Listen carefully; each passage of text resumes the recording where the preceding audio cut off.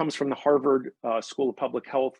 Walking for an hour or going for a 15-minute run reduces the risk of major depression by 26%. I know I'm talking about your physical health in diet, exercise, and sleep.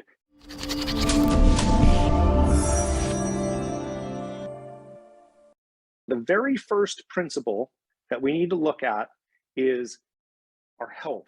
And our health is comprised of three things: diet, exercise, and sleep. What's really important is you need to be thinking about, how am I viewing and treating food? Am I using it as like, man, I'm really feeling a little sad and down, so I'm sitting and I'm drinking a number of beers tonight, or I'm eating the whole bag of potato chips? Whatever that might look like, you get yourself into a negative spiral. And then what happens is we get ourselves into this mindset of, well, who cares, because I'm not going to work out. I ate that bag of chips. Now you're in that negative spiral. So we need to be focused in on food as fuel. We got to change our relationship with food. There are endless benefits of exercise. All of us know this.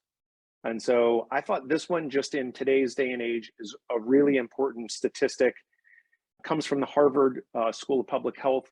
Walking for an hour or going for a 15-minute run reduces the risk of major depression by 26%. I know I'm talking about your physical health in diet, exercise, and sleep. Mental health is a really critical element here. And when you really look at the 9 principles of personal performance, while the first principle is your physical health, all the rest of them have to do with performance and your mental health. And so it's a hot topic. We have just come through a very stressful period in the world. Exercising continues to help you sleep better, have more energy, which I always find to be counterintuitive, that I'm going to have more energy even though I work out more, but that's the way it works. The third piece of the first principle is sleep. And I thought this was a shocking statistic, but they estimate that $411 billion is lost in the United States because of sleep deficiency. So when you really stop and think about this, there are lots and lots of people who don't get the proper amount of sleep and therefore can't perform at their highest levels. So by contrast, it's like 2.3% of the US GDP is negatively impacted because people are getting less than, they say, 6 to 8 hours worth of sleep. I call it the Sirius 7. I go to bed at 9 o'clock and get up at 4. And so for me, that's my approach, to make sure that I try and get 7 hours of sleep. The research says you should have consistent bedtime and awake time. Just because you went to bed a little bit later, you should still get up at the same time.